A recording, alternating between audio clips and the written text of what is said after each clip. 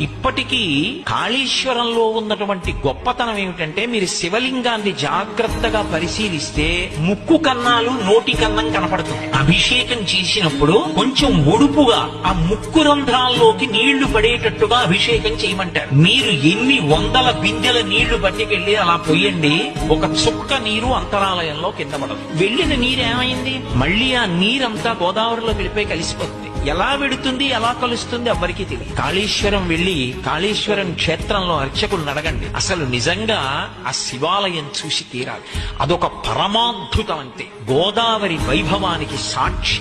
అద్భుతమైనటువంటి ప్రవాహం. ఈ సంవత్సరం సరస్వతి పుష్కరాలు వచ్చినప్పుడు నేను అక్కడే స్నానం చేశాను. వెళ్లి మహాకాళేశ్వరంలోనే స్నానం చేశా. త్రివేణీ సంగమం అక్కడ ఉన్నదని, అక్కడ అంతర్వాహినిగా సరస్వతి వెడుతూ ఉంటుందని ప్రతీతి. అటువంటి మహాకాళేశ్వర క్షేత్రం దగ్గరికి వెళ్లి మీరు గోదావరి ప్రవాహాన్ని చూస్తే అసలు గోదావరి యొక్క అద్భుతమైనటువంటి ప్రవాహ వైభవం